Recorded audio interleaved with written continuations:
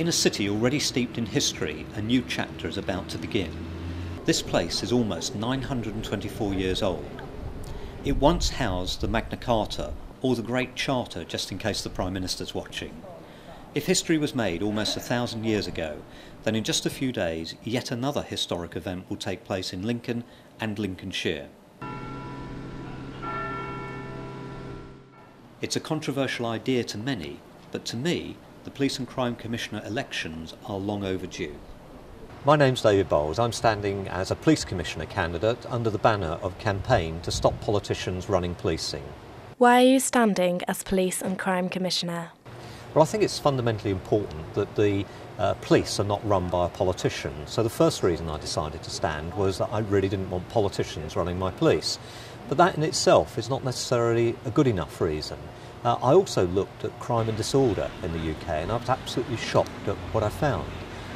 We've become, as a society, soft on crime.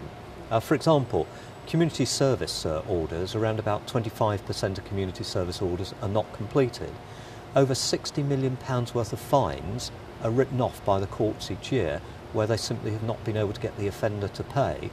And then on tagging, believe it or not, around 55% of people breach their tagging orders. And when you look at some of those statistics, it's absolutely shocking. And there's another shocking statistic, and in the past 10 years there's been a threefold increase in the number of people appearing in court with 15 or more convictions. A threefold increase. So the conclusion I came to is this is not just a job about running the police, it's also actually about trying to improve our criminal justice system. And that's really why I'm standing. There's some real deep-rooted problems that need to be resolved. Lincolnshire's police are the worst funded in the country. How would you tackle this? Well, it's a long-standing myth in Lincolnshire that crime is low, and people have thought, well, crime is low, that's why we don't have many police. But if you actually look at the statistics, crime in Lincolnshire is average for a shire county. In fact, for some things like criminal damage, shoplifting, burglary, drunken disorderly, crime rates in Lincolnshire are well above the shire county average.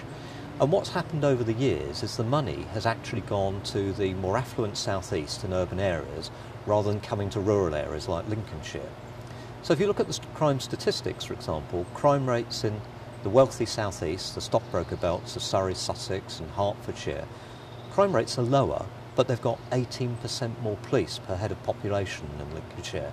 So that shows us how the money is being skewed.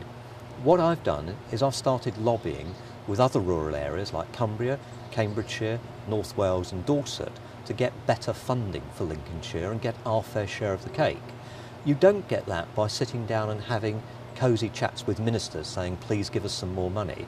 You have to actually engage with the public, get public support, put pressure on MPs, and that's what I've started to do. Antisocial behaviour is one of the biggest issues raised by voters. What would you do about it? Well, I don't think there's one simple answer to antisocial behaviour. With the young, it's probably actually getting parents to take responsibility for their children. And some parents need help and support in terms of doing that, and that's fine, we should do it. But where there's repeated antisocial behaviour by the young, then the parents have to be held to account. But there's other forms of antisocial behaviour. Street drinking, for example, can actually cause quite a lot of difficulties, particularly in the nighttime economy in some of our bigger towns and cities. And I think bans on street drinking or greater controls over alcohol licences also are probably quite important. Some people have mental health problems. And very often they get caught up in the criminal justice system. They shouldn't be. There should actually be more effective treatment for mental health in the community. So there's a whole range of things like that that can be done to try and respond to antisocial behaviour.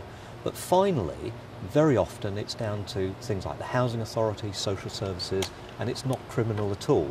And in those instances, the role of the police commissioner is to work with the housing authorities and social services and try and get the problems, whether it's noisy neighbours, whatever it happens to be, resolved promptly.